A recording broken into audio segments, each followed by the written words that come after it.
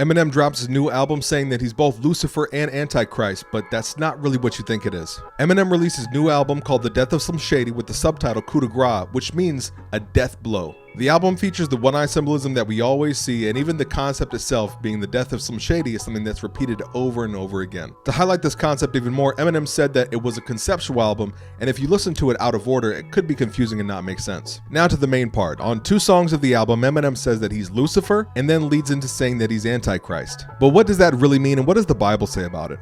In Isaiah 14:12-17, we see how Lucifer is described. He wants to exalt himself, be like God, be like the Most High, and gain the worship of the nations. We also know from the book of Revelation that the Antichrist will attempt to do something similar, leveraging the mark of the beast. The goal is to put himself in the place of Jesus and to gain the worship of the nations. And if you don't receive the mark of the beast on your head or on your hand, you will not be able to buy or sell. So the question becomes, is Eminem describing himself in this way? And the answer is no. Instead, Eminem describes himself as Lucifer and Antichrist because of how bad he is, because of all the bad things that he's done. In Lucifer, he says that his mom gave birth to Lucifer, which is kind of a eerie thought, but goes on to explain why, because he's such a bad person, and he's attacking all these different characters, including his mom and his ex. And then on Antichrist, featuring Bizarre, he does something similar, where he pretty much goes as depraved as you possibly can think, talking about different things, Bizarre as well.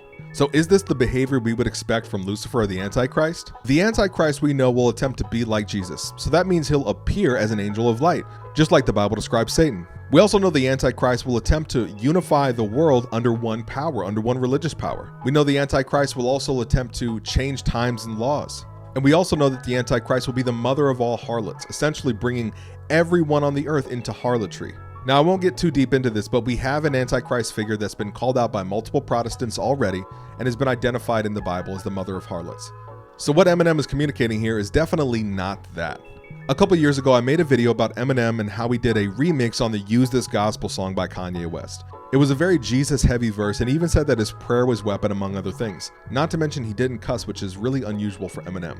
I bring that up to say I don't think it's surprising that when Eminem starts broaching a nearness to God or publicly proclaiming some of his thoughts and feelings about Jesus, that he's pressured into or manipulated into releasing something like this. This whole album is about the death of Slim Shady, or this old alter ego that he used to be, and at the end of the album he does a song with Jelly Roll, essentially repenting for his life and the things that he's done and the father that he hasn't been to his children. And Jelly Roll, if you're familiar, has come out multiple times and thanked God for his success, and even released singles that are very Christian themed and oriented.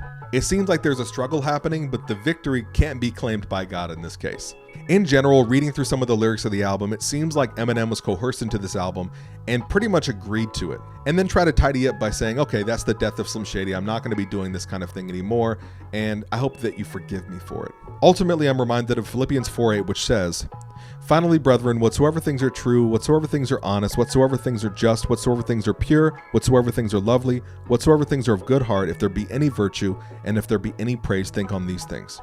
This album does everything but that. And while Eminem might not be accurately communicating what Lucifer and Antichrist is, I think the end goal of getting people to repeat these lyrics and recite these things or committing them to memory has been accomplished. These things aren't pure, they're not noble, they're not holy, they're not just. So why are we thinking about them? Why are we putting this in our minds? I heard a compelling quote one time that said, "You can leave God whenever you want, but if you want to get away from the devil, you have to be delivered.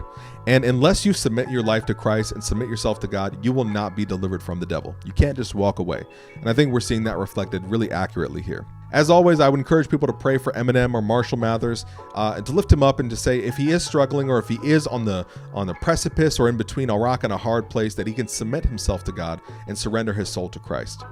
At the end of the day, it doesn't matter how much we try to repent of what we're doing, unless we submit to Christ and accept his gift, we won't have that salvation.